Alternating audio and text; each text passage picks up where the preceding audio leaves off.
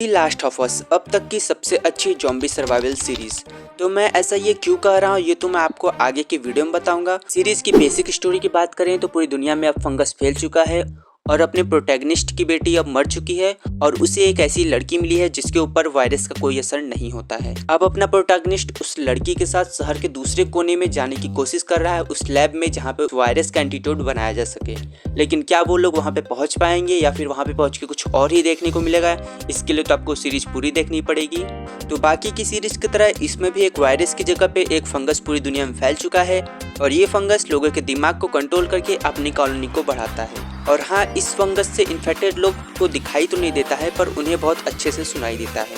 जो चीज़ इसे सबसे अलग बनाता है बाकी के ज़ॉम्बी सीरीज से वो है इसकी स्टोरी और उसे रिप्रेजेंट करने का तरीका।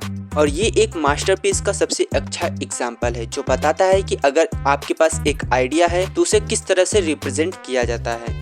सीरीज के क्रिएटर के पास दो चॉइसेस थे, या तो वो भर भर के एक्शन दिखा सकते थे या फिर इमोशंस, और उन्होंने दूसरा रास्ता चुना, इमोशन को। और उसे जिस तरीके से एग्जीक्यूट किया है ना वो काबिले तारीफ है।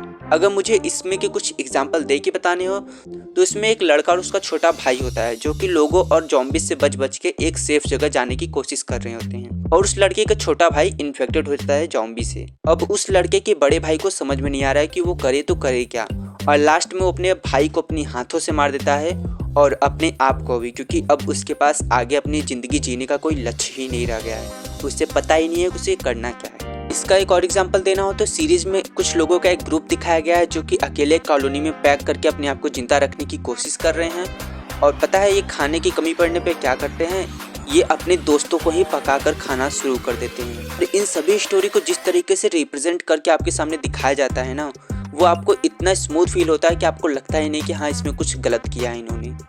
और हाँ, मूवी के वीएफएक्स भाई क्या बोले, एकदम परफेक्ट, यानी कि ऐसा लगता है कि आप सच में उस दुनिया में आ गए हो। पूरे सीरीज में जहाँ पे भी आपको वीएफएक्स शॉट देखने को मिलते हैं वो बिल्कुल परफेक्ट हैं, इतने परफेक्ट कि वो कभी कभी रियल फील होते हैं।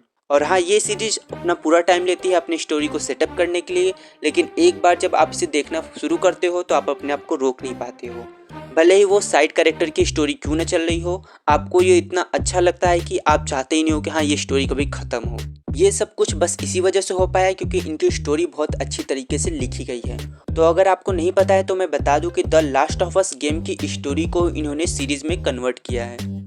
और हाँ, इसे फैमिली के साथ मत देखना क्योंकि इसमें कुछ एपिसोड ऐसे हैं जो कि आपको आपके फैमिली के सामने ऑकवर्ड फील करा सकते हैं।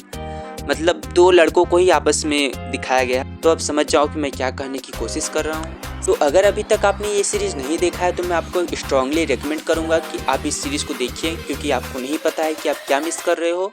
और हाँ, इसके सीजन 1 में टोटल 9 एपिसोड हैं और ये अभी तो फिलहाल डिज्नी हॉटस्टार पर अवेलेबल है इंग्लिश लैंग्वेज के साथ, पर हो सकता है कि आगे ये डिज्नी हॉटस्टार से हट के किसी और OTT प्लेटफॉर्म पे चला जाए।